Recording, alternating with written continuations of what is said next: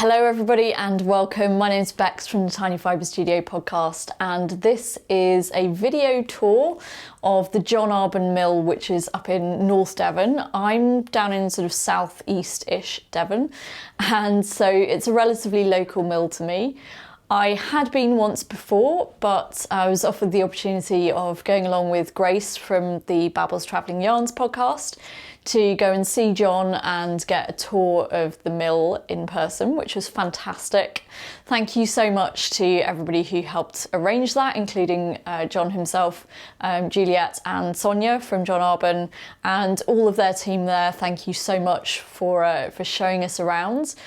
We decided to collaborate on this one because both Grace and myself had taken footage during the tour, and so rather than us both putting up basically identical videos, she has an exclusive interview with John on her channel, which I will link to in the description below, and I have the mill tour video here.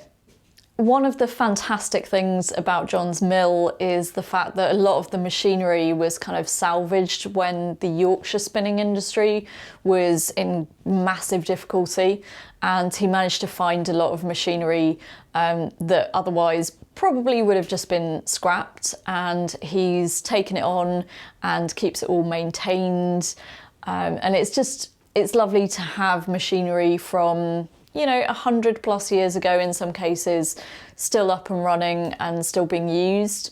So it is a fantastic use of that machinery. Not all of the machinery in the mill was actually up and running and doing anything when we had this tour. So if you would like to see all of the machines up and running, my recommendation is to go along to one of their mill open days. This year's is on the 8th and 9th of June. And if you pop on over to their website and sign up for their mailing list, I'm sure you'll get information in advance as to how to book the mill tours that happen on those days.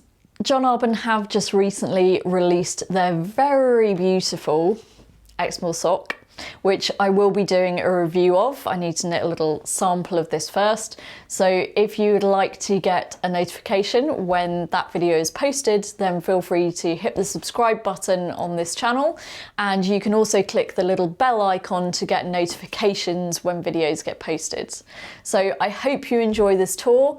Thank you very much to everybody at John Arbon who made it happen, and indeed Grace from Babbles Travelling Yarns for organising the trip in the first place. And I hope you enjoy this, and I will see you again soon. So if you'll come down this end, this is kind of where it sort of starts. The fleece. Yeah. So, just go on the diving one for like 1 minute, I think. So we're buying our wool in, and to get hold of it, we buy it greasy, and then we can get that from the wool board. Is one of the places we go to, and there's a wool board grading station about 400 yards down the road on this estate. We saw it. Did you go past it? We were looking for you. We went all Yeah. over the place. And Great big red and blue sheds. British wool. British Yeah, wool. that's it. Yeah, we found that. Yeah, so that's, yeah, very. So anything coming in there, and I've got a really good relationship with the guy down there because I pay him lots of money to, and no.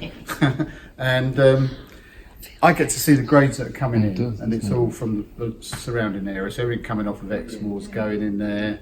I mean, they cover quite a wide area: Dorset, Devon, Somerset. I think they go a bit further afield up to Gloucestershire as well. I'm not too sure. He'd soon tell you, but. So it's really good because I can go in there and have a look. They have all these great big wheelie bins. It's like a cathedral of wool down there. So there's just mountains of the bloody stuff. And during the season, which is at an end now, you see it all coming in as the farmers are shearing, and they're grading it. So they're sorting it into the fibre type, by breed, and by its condition, by its luster, all sorts of things. And it'll either go in as breed specific, or it'll go in as a like for like type of wool, and they'll sell it as a graded number. Okay, so what we did was, because I wanted certain cross breeds or certain breeds that are not graded separately, I've got a good relationship, so I can go in there and say, look, I want the Exmoor horn that you cross with the blue-faced Leicester, which they call an Exmoor mule, which just goes into anonymous grade. And I said, I want that in its own entirety, because it has character of blue-faced Leicester, which is what I've got here. So I was able to do that, and something that the board don't normally do for anybody else. So they've done that for us. And similarly with Devon Close, which is a local breed here, we've managed to buy some of that as well. And I've acquired it. So this is still unwashed. This has been washed. This is so definitely it's been washed. scoured. Yeah. So it goes into an auction. If it's going through the wallboard, it goes into an auction, and then we can bid on it. But we can't bid on it directly. We have to have an agent bid on our behalf. Although I could go into the auctions and bid, but they'd run the price on it because it's a bit of a closed network there. It's a bit of a funny old system. But they've launched this small auction service now, and they put smaller lots together. Because the normal lot's about 8 tons, which is a bit too much. Yeah. So they all put together like 1 ton lots now. So we can buy smaller and smaller lots, which is good for us because it means we can offer more breeds. How much weight does this pile of wool get? Oh, not a lot at all. I mean, that is Exmoor horn at the back there. That's about 300 kilos, thereabouts. These are about 40 kilos in this. Yeah, it's nice, good staple length. I mean, we're worsted, so we want long staple fibres. Anything over 3 inches in length is good for us. It's sufficient. No, too short. Lovely stuff, but it's too short for me. Trying to learn to spin on that. Generally find the finer, not always the case, not but a getting lot very of the far. time the finer the sheep's wool, the shorter it is. That's not exactly true, but yeah. Because Blueface Leicester's 26 micron, and that's lovely stuff. We're buying through there. We're buying Blueface Leicester Warblers. This is Warblers here. We're breeding that on Exmoor. It looks pretty grim in that state, but once we've worked it, it's totally different. What else do we buy out there? All right, Exmoor Mule, Wensleydale when it's available, or when we can bid on it. At the moment, there's a bit of a cornering of the market with Wensleydale, so it's a bit tricky. And then we can buy privately, directly from farms, and then we have a wool agent, because he goes around the world buying wool, and in the UK, and he's a really good guy called Andy Bowman, and he's quite an honest trader, and unlike some of them. Well, he's all about traceability, and he's all about having it pure and getting exactly what you want. There's a lot of mixed blending that goes on in the trade with different grades and things, so you can't be sure what you're buying. Bit like cutting your cocaine. Yeah, it's pretty similar sort of deal. Yeah, of course, they add whatever they like to it to make it up, you know.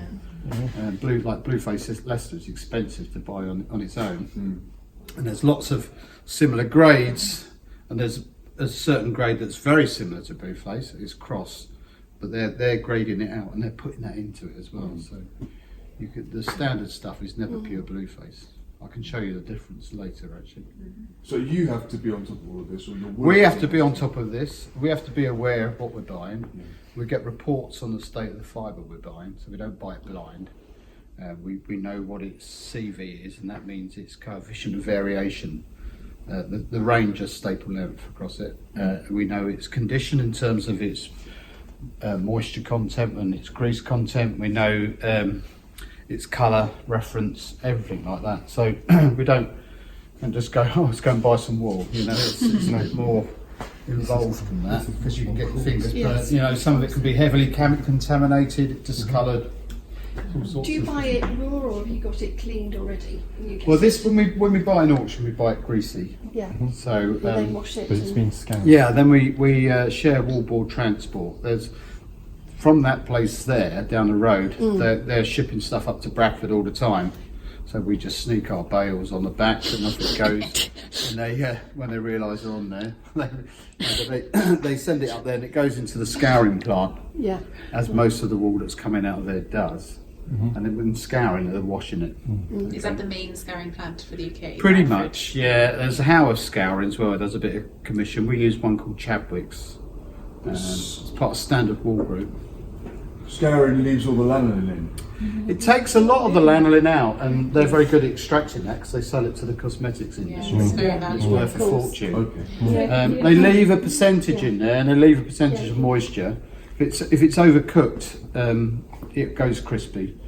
We don't use anything like peroxide, so we ask for no peroxide. So where they bleach in the wool, a lot of that goes on. I can imagine bleaching the dark wool, but with this The whites, the big commercial boys want to bleach it. They use So it's peroxide. pure white? Yeah. Yeah. Because they want to over-dye it, they want it pure, they want no impurities, they want to turn something that's very natural into something very uniform, so it can run on big high-speed machinery. Yeah. The reason they do that is so it's high-speed production. It's not about producing something in a natural state, which is what we try and do as much as possible, where the older machinery is more suited to doing that. It's not all about high-speed mass production. This is all about small-scale specialist stuff. Craft yarn, so it's going through warts and all, so it's not going to be perfection. It's going to be as good as it is because you're dealing with something that's variable in the first place. I don't want to take that variation out. I want to improve the state of it, but I don't want That's to. interest, actually, doesn't it? Sorry? It adds interest. It does. It's character to Yeah. it. I mean, you leave that in there. You don't want to No. take the blemishes and things If you want out. something so- with no carrot, you might as well just buy something. Yeah, a so I mean it is synthetic. slightly goldenly yellow, you know, and if you Yeah. look at blue face, it's very, very yellow. You know, it's not all about just changing into something else. So going on from that, so it comes back to us and it's in this sort of state, and the first thing we'll do is we'll card it, okay? This is a very old 1950s carder, which we salvaged from a mill up in the north of England. It's called Chapman because the engineer who told us where it was and came down and figured it out with us how to get the thing going. It's great. It chugs away. It's not amazing, but it's pinned sufficiently for us and what we do on it. Okay. Yeah. At the moment, I've got some Exmoor mule running through it. You've got rollers covered with pins. Pins, very fine pins. Yeah, these are heavy at this end. It's kind of like it's wrapped round it, the pins. It's like imagine a hacksaw blade that's been wrapped round a roller. So it's dense with pins. And then the pins work in a pin-to-pin action like that. So Yeah. you've seen a hand spinner with hand paddles, hand Yes, carders. yeah. They're teasing the fibre apart, and Yeah. it's essentially what you're doing. So you work in the fibre, trying to separate it and detangle it, partially start aligning it so you can actually process it further. So that's all you're doing with a carder, and the fibre's going to travel through, and on its journey it's going to get worked and worked and worked until it gets to the other end, and it's doffed and coiled into a can, and then we can start doing. I'll run it so you can see it going. It's a bit hands-on, so if I have to run around from one end to the other, you'll see what it does. Friends was selling it on eBay, so I bought it. It does the same thing as your pins.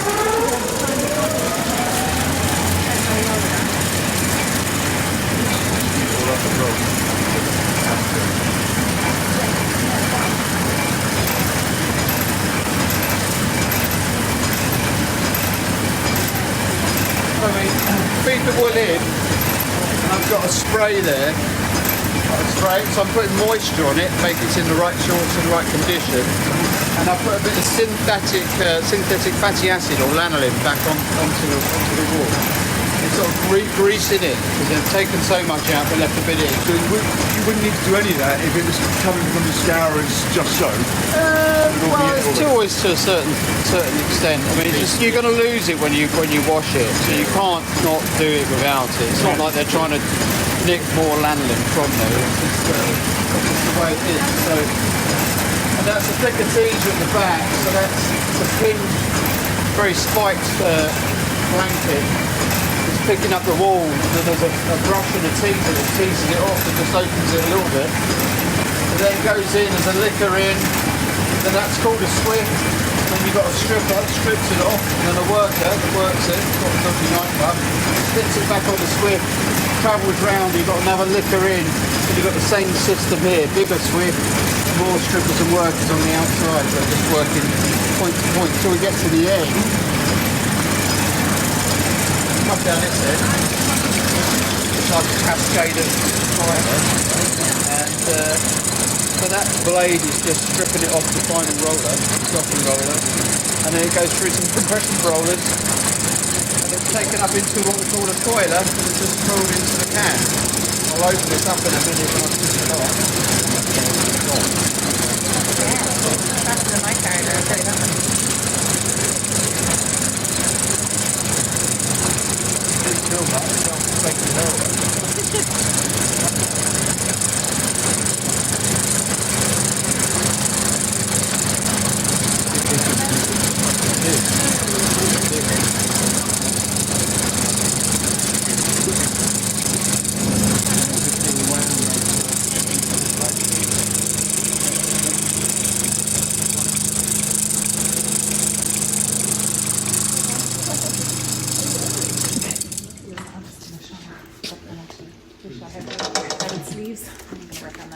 So these things are health and safety hell. They're not the only one allowed to operate. No, they're caged off.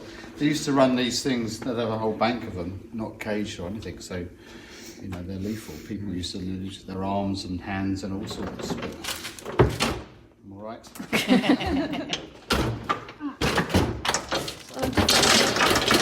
Years ago, children were sent under It's those so weighing clean, machines, yeah. weren't they, to So be Yeah. clean? And Well, you know, if you're here at 3 o'clock when the kids get out.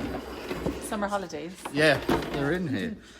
So this is what we call sliver, carded sliver. And it's partially orientated into something we can manage. If we were woolen spinners, anything that's short staple fibre, they would turn this into a slubbing or a roving. There's a different feed off the carder. It's called a tape feed, but basically they make a slubbing or roving. Do a bit more to it than that. Then they spin from it.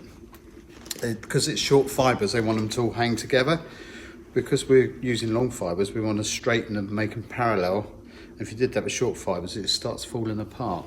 Okay, so it's the only reason that we want to As take many it of any us have further. experienced. But what we want to do is take there's a lot of Never go short wrong. fibres in here from the shearing. You get the breakage in the carder, all sorts of things. So we need to take that out. And it's littered with vegetable matter. And we haven't done a process called carbonising where they basically burn any veg matter out. And we've, like I said, we've done no bleaching, so you can see it all. So we're going to clean it all up. So that's sliver. So you can see what we've gone from that to that straight away. Just by carding it. Yeah. So the first thing we do now is Yours doesn't look like that when you carded yours. well, adopt Does it it. look Why does it better? not look exactly like? Because I've got fibres an inch and a half long. it's starting to feel quite nice now as well. So it's a bit different. And the strength. Still smells there. like a sheep Yeah. as well. So it's It's lovely. Thank you very much. There's not much lanolin left in that now. no, you don't want too much. It's not sticking to everything as Yeah, well. yeah. It's pretty gooey, sticky stuff, It is, you know. especially when you try and washing the wool by hand in your sink. You've seen the residue you get, it's horrible. So what we're going to do next is gill it, and basically you've got steel pins that are going to rake through the fibre, and what they're doing is straightening the fibre and making the fibres parallel. They're not taking out the short bits or anything like that. Okay, so we use a gill box to do that. Now, we haven't just suddenly used yellow sheep. We use the gill boxes for two types of things. This is a gill box called Ralph. I don't know why. I think someone just said it looked like Ralph. You can come closer to this one. It's all right. We use them for blending as well as for straightening and making fibres parallel. So at the moment we're blending some Devonia. So I was speaking about using dyed tops and blending the colours together to make another colour. That's exactly what we're doing here. So we've prepped all the top, then we sent it away, got it dyed, got it back here, and now we're blending it. If I open the machine up, you can see what's raking through it. I love it if the sheep actually went round that colour. All those nasty looking pins there, they're racing through the fibre and gilling it. So if we were using our carded sliver over there, we'd run it through here twice, okay, because the fibre tends to be like an S shape. So we sort of straighten it in one direction, take the S out, take the hook out one end, and then run it through the opposite direction, take the hook out the other end. Okay. So you haven't got a blunted fibre. If you've got a blunted fibre, it's not going to draft or draw properly. So we're trying to make it very parallel. It will get prepped again to make sure it's really parallel, and again and again and again, so they're very, very straight and very parallel. And that's all we're doing all the way through. the more we can prep and process the tops and make them very even, take out all the short stuff, make it very parallel, it's going to draft correctly and make good yarn. So what's happening here? Are these pins going? Yeah, you'll see I'm going to set the machine going, Oh, okay. and there's 2 sets, they're just racing through the fibre. Yeah. Okay, and this stage they're just blending, but they're also, you know, they are making them parallel and straight as well. So if there's any sort of variation, it should be taking it out.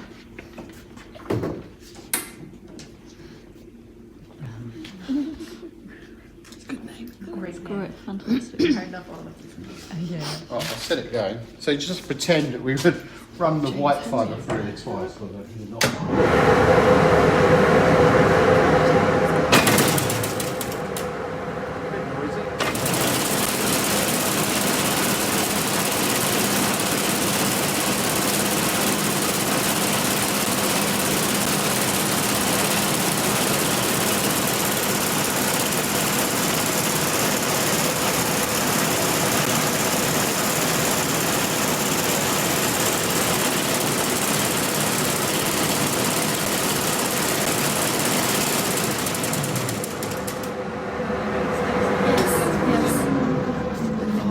So that'll just keep going until it's doff is when it's done one run of anything.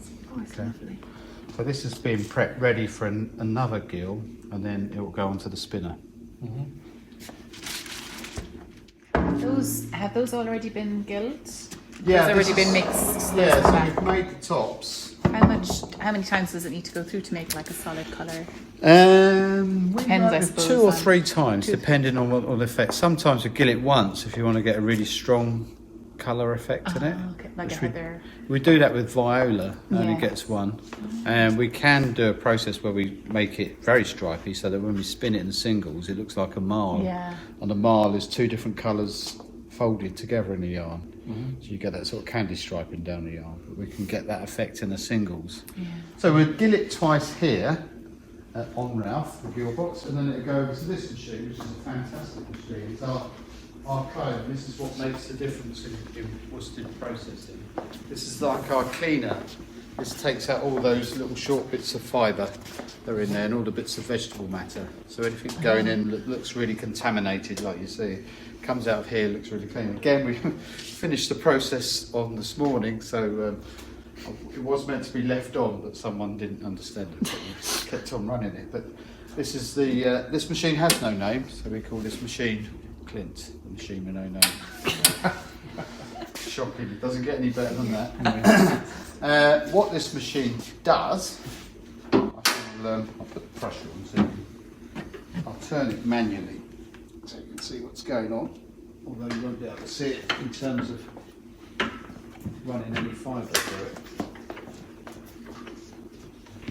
It'd make it easier to explain what's going on.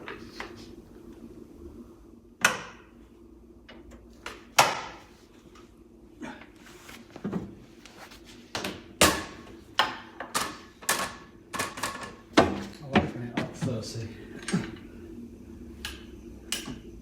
Okay, so you imagine there's 16 ends that we've prepped on there going into the machine, and what it does first is it's all fed in and it's raked through this pin tray. It's what they call a gill tray, so it's just like a gill box.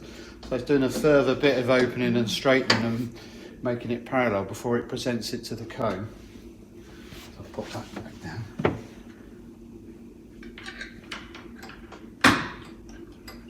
This is like a guillotine here, but that's a pin comb, so that also traps any bits of baler twine, or you can see a little bit sort of like Kempe sort of fibres or guard hairs if it's alpaca or anything like that. So that's quite good. That's what they call an intercepting pin comb.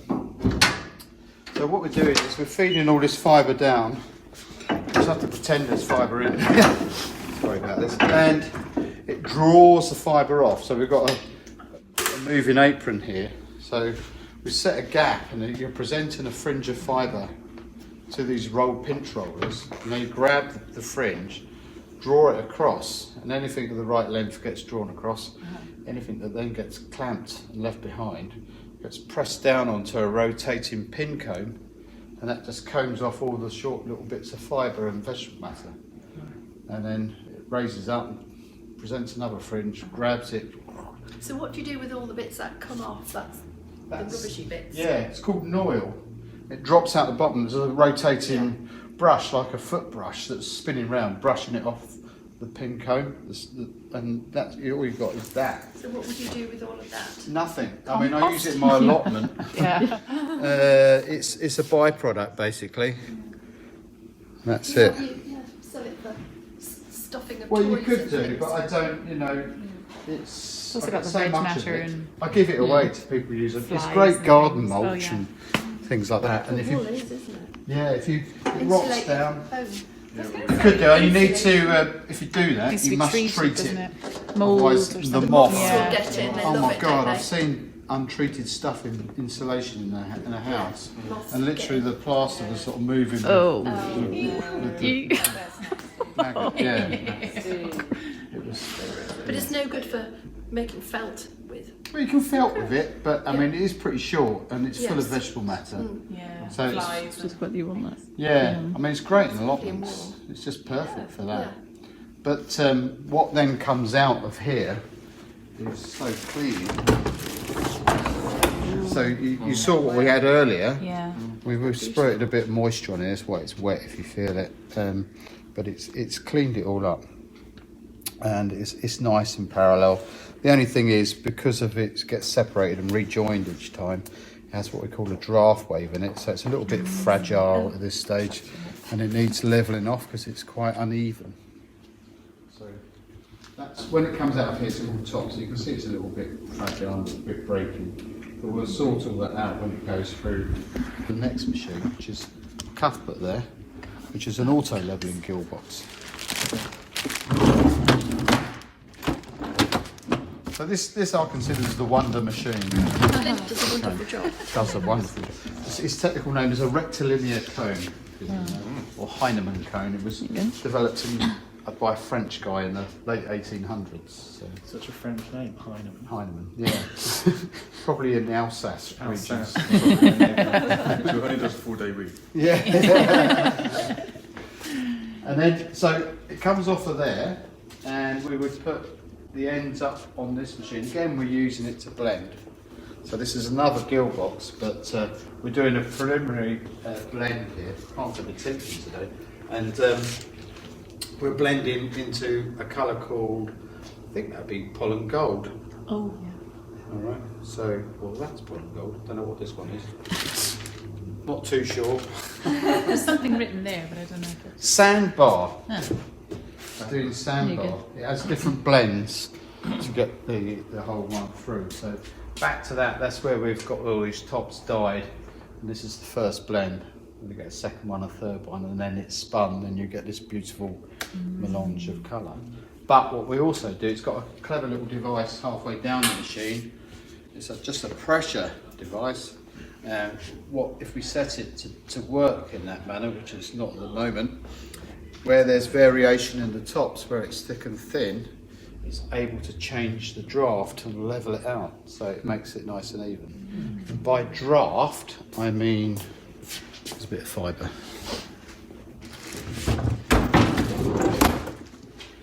Whenever I speak about draft, what I mean is the drawing out of fibre. Okay, you're not stretching fibres. If we've prepped them nicely, they're nice and parallel, they will slide and be drawn out. And then if you're a spinner, what you do is then put a bit of twist in it. So that's drafting, just drawing out the fibres. Okay. So when we set the draft, if it detects it, it is drawing it out and making it either thicker or thinner to compensate the variation. Okay. And it does that rapidly. I'll set this going anyhow. It's a bit noisy. It's a bit of an old machine. It's a bit, a little bit past it. What's this one called? Auto levelling gill box, and it's both of all of these three are made by a company called NSC Schlumberger, and they are French.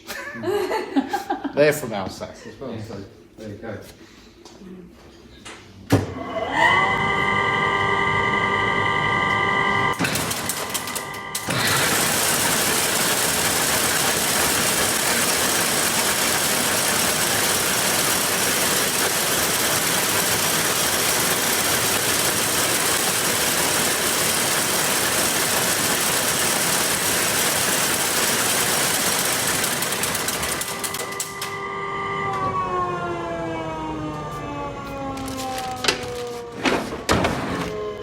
So there it is, just partially blended. So if that was top that we were preparing, it'd come out, it's very even.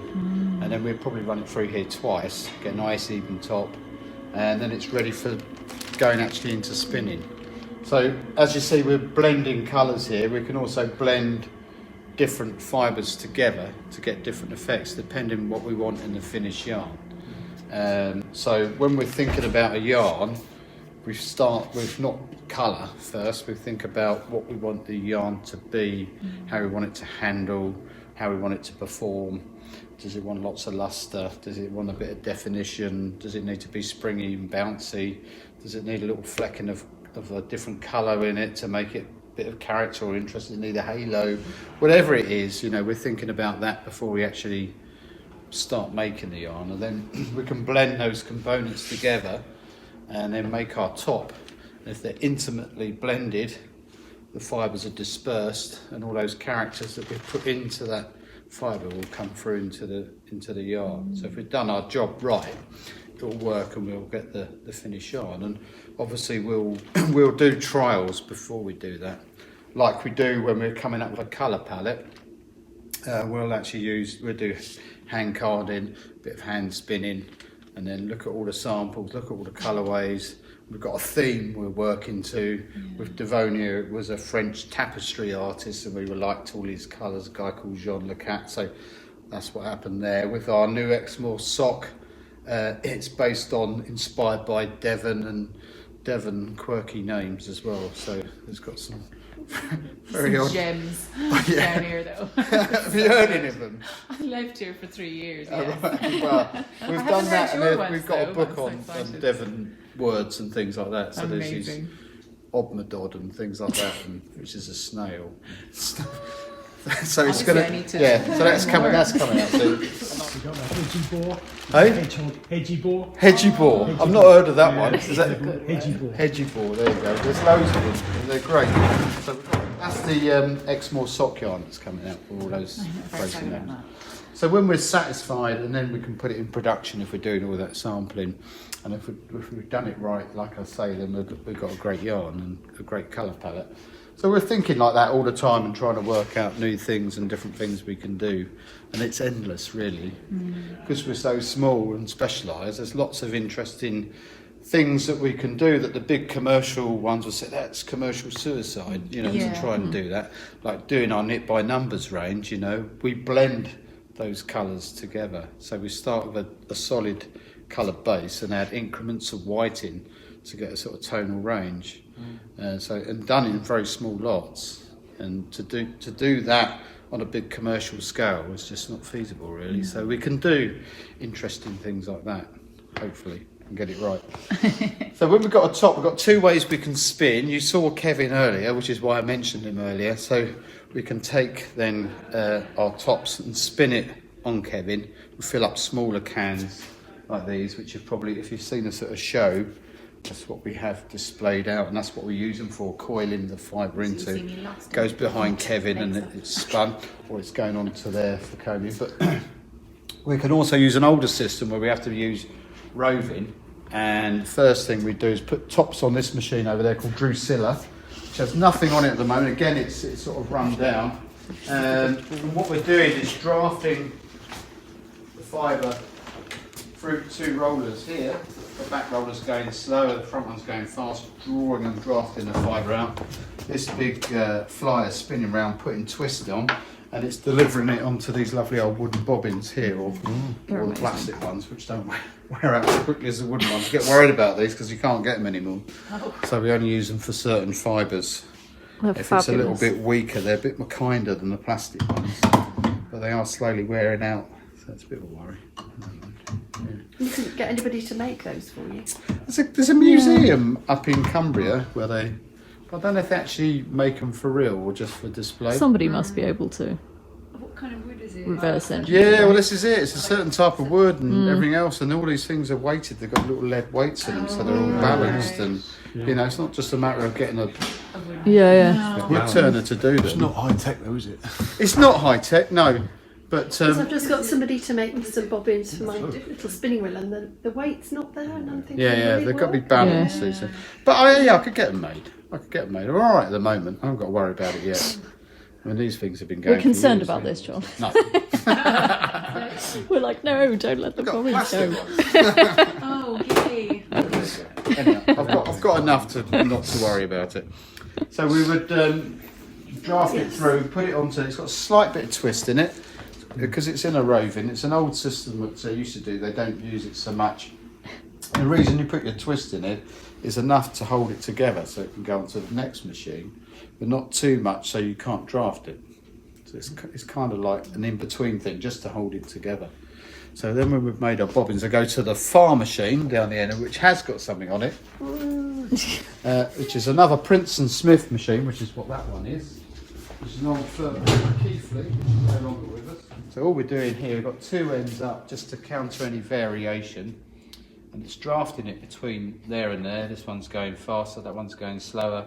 Same sort of deal with the other one. Big flyer that spins around, put the twist in, and it delivers it onto a bobbin. Again, these are plastic ones. I have got wooden ones, but they are knackered, so I can't use them.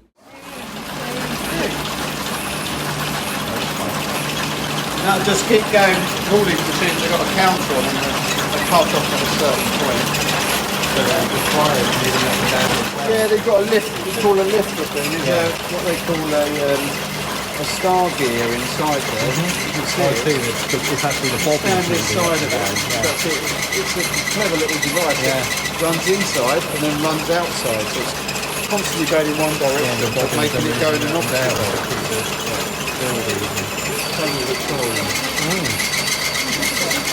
Making lots of nice squeaky noises. Alright, just run it on the left.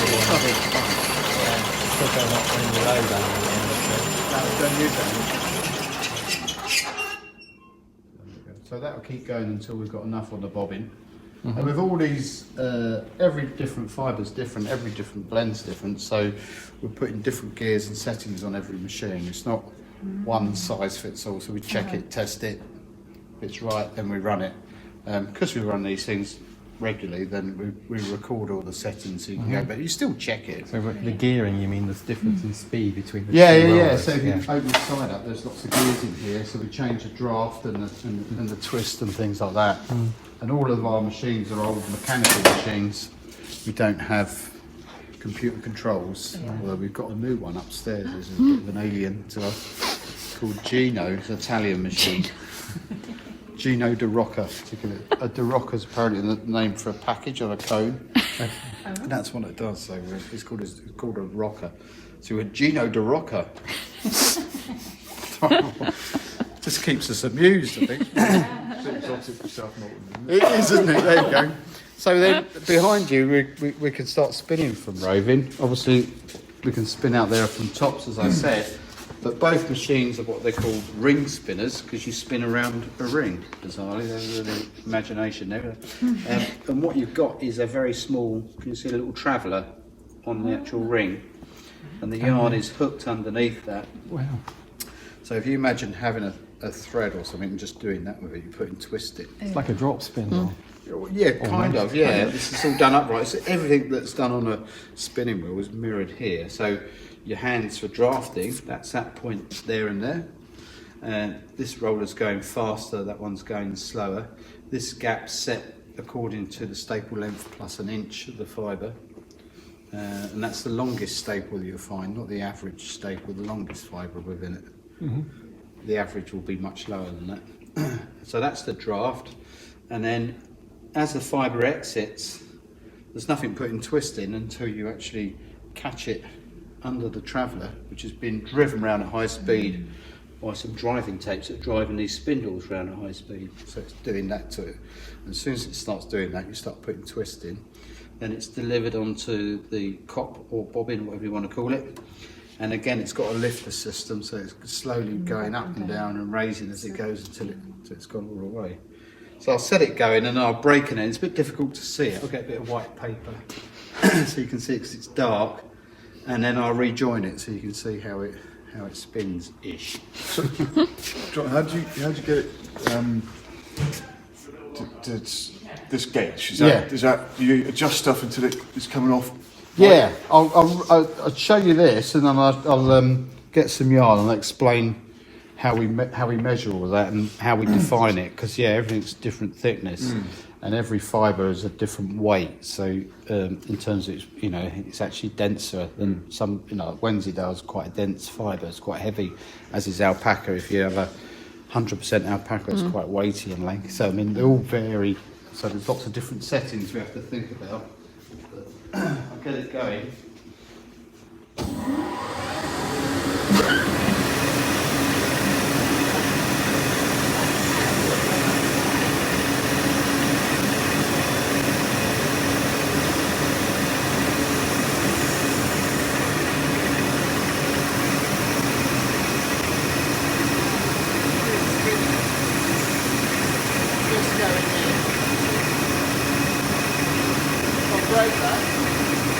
Sucked away. Just a loose string of fibre that's coming off, no twist. So it's not until you actually try and put some twist into that, it's actually got some strength and it holds together.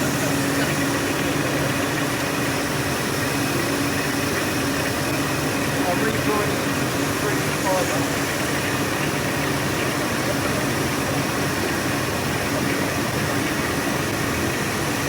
It's going to go around at high speed now with that traveller.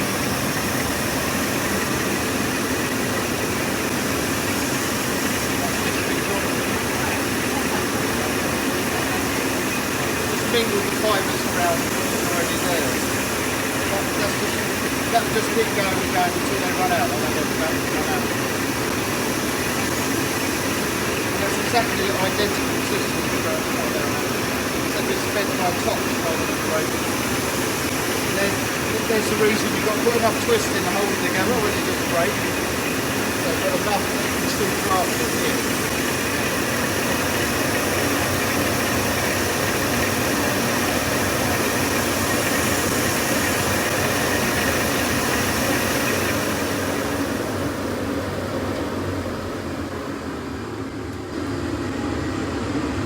Do normally run both sides of this machine at the same time.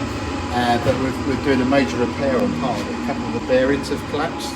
This is quite an old machine, so they do need maintenance and fixing. So it's gone to an engineering company to order the bearings up, fit them on. So they looked at it and went, never seen anything like this before. We don't make those anymore. No, he's not sure he can get bearings as well. It's a bit of a worry, but we'll see what happens there. So when we've spun it,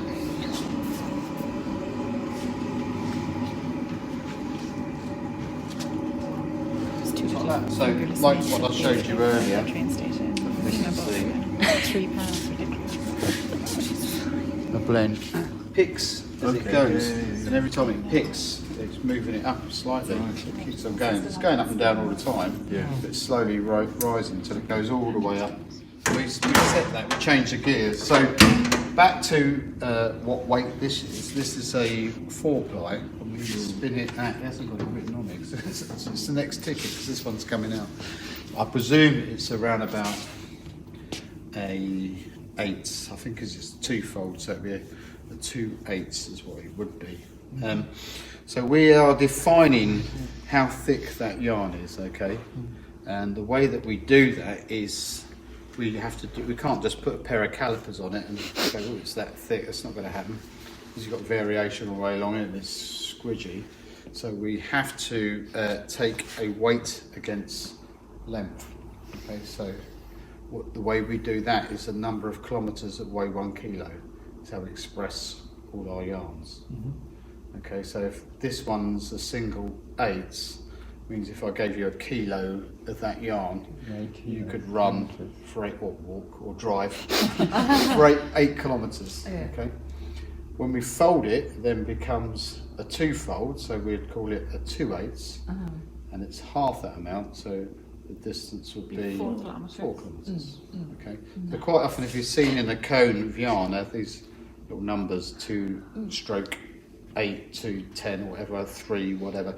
It's telling you how many folds, how many singles are in the yarn, and its expression as a unit of length to weight. I say an expression because every spinning industry in the country whether they were a carpet company or woolen or worsted or whatever they did, had their own counting system. So it was, some of them were standard then? no standard at all. So it was like the number of yards per, pounds and different variations on the theme. I just want to be special. Yeah. So, That's all but the the different general trains. standard is numerics. At one point, the Textile Society Institute tried to standardise it and brought in another one, which went contrary to everything else, and they called that the tech system, and everyone ignored it. So all they did was introduce yet another counting system, so it's a nightmare. So to do this, what we have to do then is unwind some yarn. We wind it onto what we call a wrap wheel, and we then defined a number of turns will tell us how many, with our one, yards we've got, and then we measure that, and then we weigh it, and then we can work out number of kilometres to a kilo. And we will test it until it's right. So then we change, you see there's lots of gears. We'll keep putting the gears on and checking what it is, doing a tester. When it's right, we'll run it. And the same for the twist, but we've got a little machine called a twist tester. Just basically untwists the yarn so we know how many turns per inch we'll put into it, which is kind of crucial, because when we spin a yarn, it's all spun in one direction, and then when we fold it back, it naturally wants to go back, and we'll do that. So it's folded or twisted or plied in the opposite direction. And as soon as you do that, you've got a very strong yarn. So that's why it's done. That's why there's a sort of fondness for singles as a yarn, which is it's fine, but it's not a balanced yarn. Okay, and it's not got the strength here exactly. And so there's lots of things wrong. So what to do it to make it so it doesn't want to be lively and twist on itself? They steam set it or chemically set it and all sorts of things. So I'm not a big fan of the singles, but there are certain reasons to do it. So, are you going to show us how you? Yeah, we'll go upstairs now, because that's it spun. All right, so we go upstairs, the next part of the process. So just, don't run off with my yarn. No.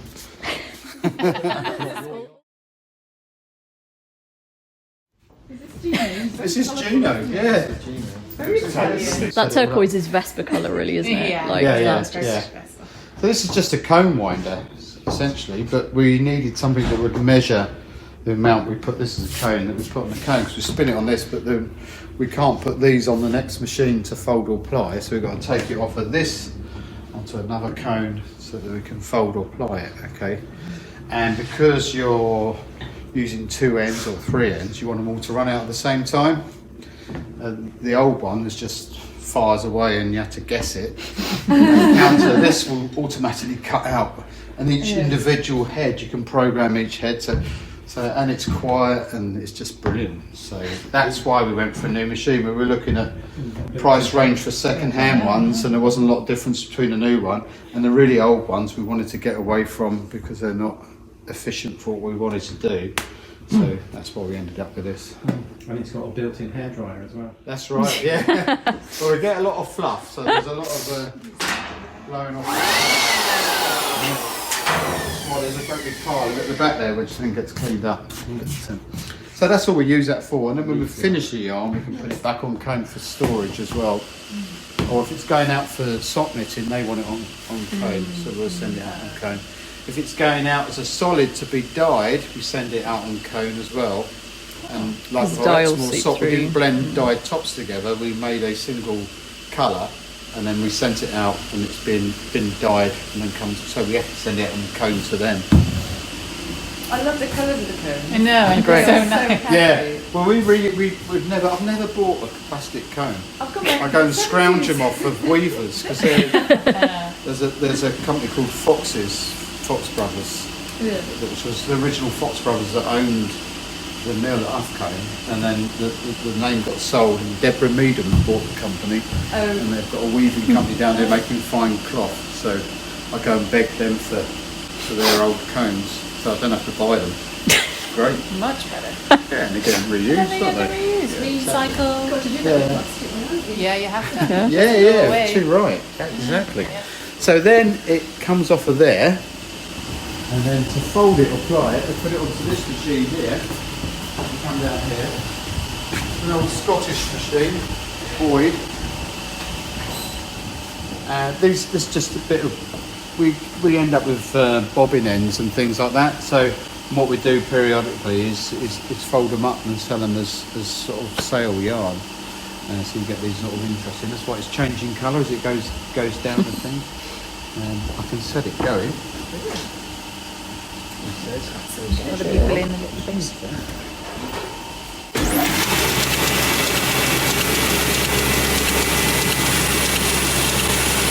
All it's doing, that's just a taping up. We're feeding 3 ends in, and just like the ring spinner downstairs, it's twisted at a certain level of stretch. According to the amount of twist you put in the opposite direction down. And then that should make a fairly balanced yarn.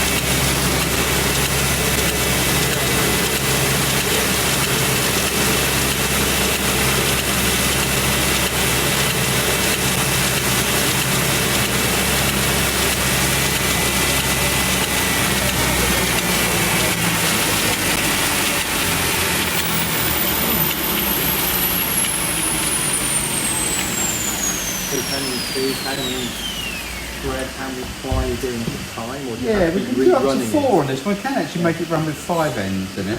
You have to run it again. Sorry? If you want more than that, you have to run it through again. No, you only run it through it once. It's Yeah, you they can't. go You more can't. than 5. No, it'll start over twisting then. So we've got different effects there. That's what I was talking about a mile. When it first comes off, it will be a bit lively and it just settles down. We let it relax. When we spun it on the singles, we let that relax for a week as well before we can actually fold it. So when this is relaxed, it'll be a nice balanced yarn.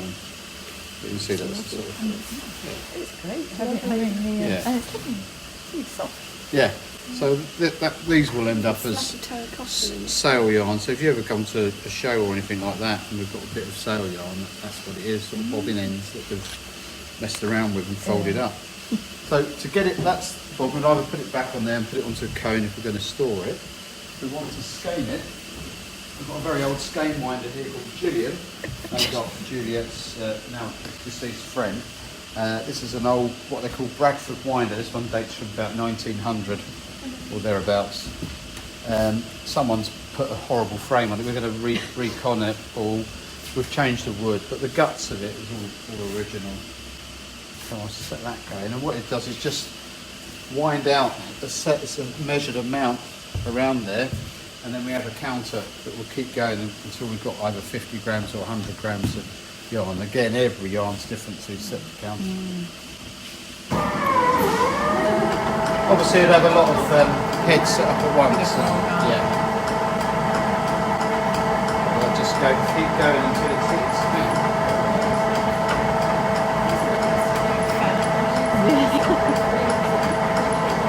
I'll just keep going until it comes off the bobbin then.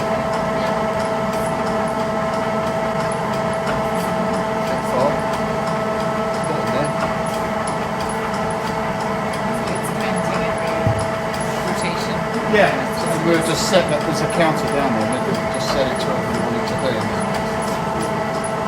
I'm going to stop it, it's just run out.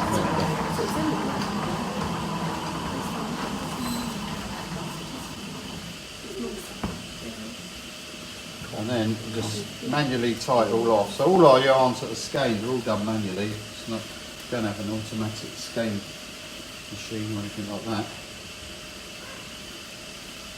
So they're all twisted manually Yep. by little hands. So what, Exactly what that. weight is that now? Is that equivalent to still? I don't know, this is just a sale yarn, so they'll probably measure it after they've made it, bizarrely. It's the only time we ever do that, because it'll be made with different ends, and all we can say is it's various wool.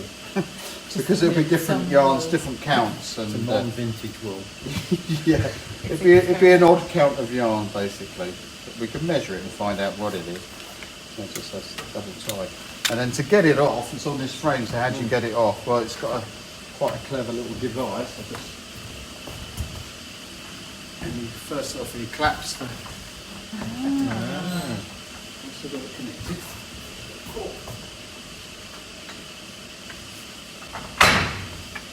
Okay. And and then it's like. Then just slide them all off, and then you've got this little funny opening here. So you take them all off together in one big. So I'm not very good at it because I don't do this all the time. We won't tell him. No. It's exactly like he knows what he's doing. Brilliant. And there's the finished skein, and then obviously, again, they'll be horrified at my bad skeining. Beautiful. Oh, didn't it just, hey? Look at that. Like an expert. To think that I showed him how to do this as well. Training them. Yeah. Bit rusty. Special rustic skein. And then that's it. Then we'll go for sale. So Excellent. there it is. Thank you very much. You're welcome. Amazing. Thank you.